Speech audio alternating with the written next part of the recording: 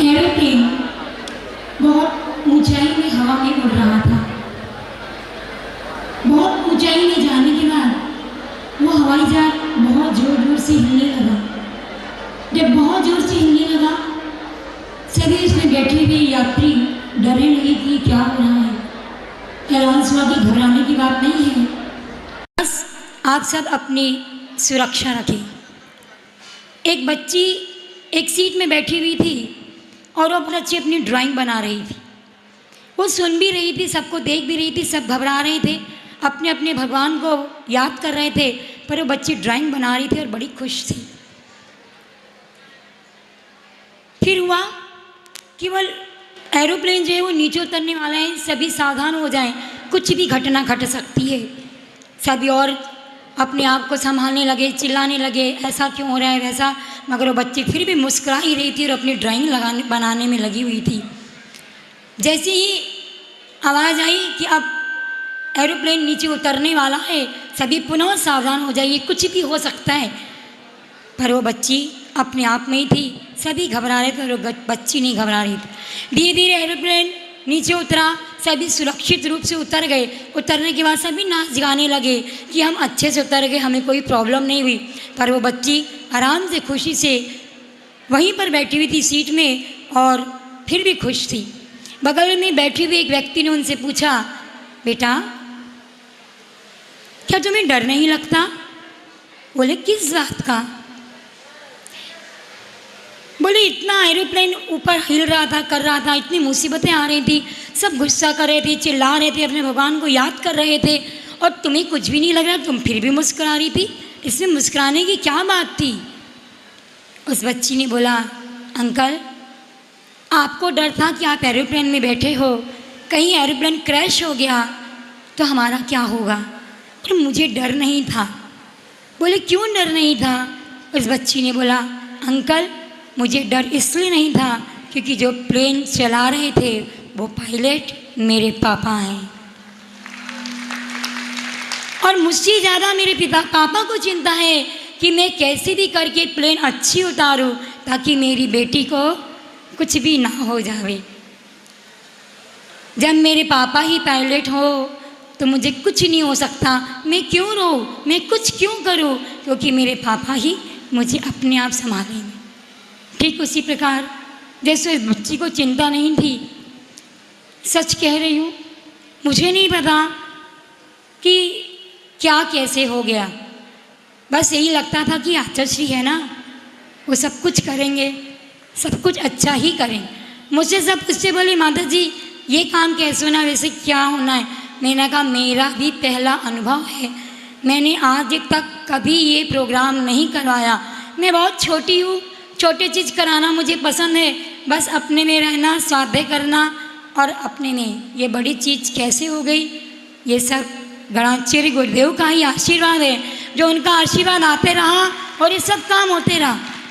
और सच बताऊँ, आचार्य भगवंत आपसे कहती हूँ, जिस दिन पूज्य गुरुदेव की समाधि हुई और मैंने जब उनकी वो सांसें सुन रही थी, जब कुछ हम लोग को विश्वास ही नहीं था कि ऐसा कुछ होगा। जब आचार्य की समाधि हो गई, मन में यही विचार आया, पूज्य गुरुदेव ने ज़िंदगी में सब कुछ दिया, क्या नहीं दिया? सच बताऊं तो मेरी जो सांसें चल रही है वो भी कुछ गुरुदेव ने दी। मुझे भी बहुत बड़ा 106 डिग्री बुखार आया, तब पूज्य गुरुदेव ने मुझसे कहा था, विभोशी घबराना नहीं, मैं हूँ ना। मुझे ऐसा लग रहा था कि मैंने तो पूज्य गुरुदेव के लिए कुछ भी नहीं किया, वो यूं ही चले गए, मैं उनके लिए कुछ भी नहीं कर पाई। पर मैं क्या कर पाऊँगी उनके लिए, जिन्होंने सबके लिए सब कुछ दे करके चले गए। जब सवेरे पूज्य गुरुदेव की वो उपदेशों को सुना, अंतिम उपदेश को सुना, तब लगा कि पूज्य गुरुदेव आपने हम लोगों के लिए जिंदगी भर सब कुछ दिया और जाते जाते भी सब कुछ दे करके चले गए। हम तो किसी योग्य नहीं रहे कि आपके लिए कुछ कर पाएँ, आपने वो सब चीज़ें हमको दे करके चले गए, हम आपके लिए कुछ दे ही नहीं पाए। जब वो सुना उपदेश पूज्य गुरुदेव का, चिर भगवंत हमेशा एक बात हम लोगों से, क्या सभी लोग से कहते थे कि जिसके जीवन में गुरु नहीं उसका जीवन शुरू नहीं। जिंदगी में एक पल भी बिना गुरु के नहीं रहना। ध्यान देना मेरी बातों को, पूज्य गणाचार्य भगवान हमेशा कहते थे कि एक पल भी बिना गुरु के नहीं रहना। हम क्या सोच पाते। पूज्य गुरुदेव ने रहे तब भी और जाने के पहले भी हम सबको बिना गुरु के एक पल भी नहीं छोड़ा। जाने के पहले ही अब हमारे लिए गुरु को निर्देशित कर दिया, गुरु को हमें दे दिया कि मेरे जाने के बाद आज श्री विशुद्ध सागर जी आप सभी को समान। हम तो उनको नहीं दे पाए, पूज्य गुरुदेव ने हमको सब कुछ दे दिया। आचार्य भगवान आपसे कहूँगी कि आप पूज्य गुरुदेव ने आपको कुछ भी नहीं दिया, आपको कुछ भी नहीं दिया, ना आपको कुछ सौंपा है ना आपको कुछ दिया है।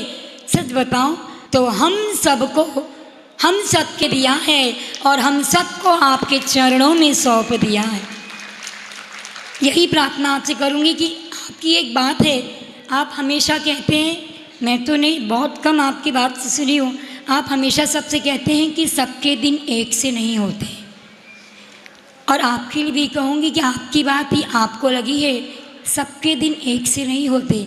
आपके संग में हमेशा महाराज जी महाराज थे, आपके संग में महाराज जी महाराज थे, पर पूज्य गुरुदेव ने हम सभी माताजियों को भी आपके चरणों में ही रहने की आज्ञा दी है। और इसीलिए हम बेटियां भार नहीं, बेटियां भार नहीं उपहार होती हैं। हम उपहारों को आप अपने चरणों में रखें। बस मैं इतना ही कहूँगी कि पूज्य गुरुदेव ने, मैं जब से दीक्षा ली हूँ, जैसा पूज्य गुरुदेव ने कहा मैंने वैसा किया।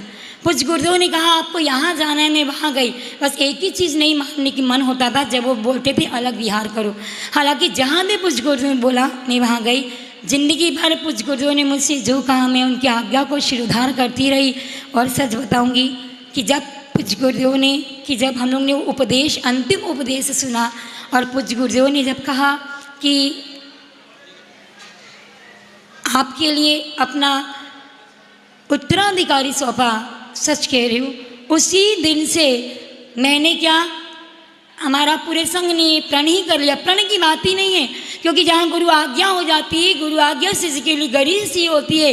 गुरु आज्ञा एक शिष्य शिरोधार करता है और गुरु आज्ञा में चलना ही शिष्य का कर्तव्य होता है। उस आज्ञा को शिरोधार करते हुए मैं और मेरे साथ पूरी हमारी पूरी 9 माता जी और हम सभी बहनें आपके चरणों में गुरु आज्ञा अनुसार समर्पित थे, समर्पित हैं, समर्पित रहेंगे।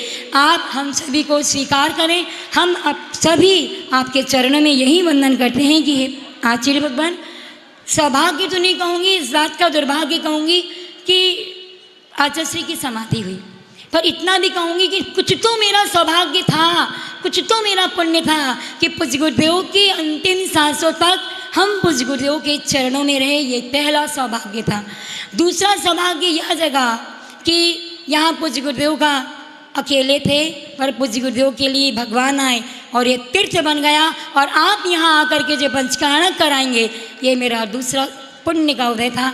और तीसरा ये कह दूँ कि आचार्य भगवान, आपका ये पहला पंचकल्याण है। आपने कितने पंचकल्याण कराए मैं उसकी गिनती तो नहीं गिनूंगी, पर ये आपका पहला पंचकल्याणक है जिसमें आप भगवान के साथ साथ अपने गुरु की भी प्रतिष्ठा यहाँ पर करके जाएंगे। और ये पहला मंदिर है जहाँ आप स्वयं आकर के अपने गुरुदेव की प्रतिष्ठा करेंगे। आपके चरणों में त्रैभक्ति पूर्वक यही प्रार्थना कि हम सभी माता जी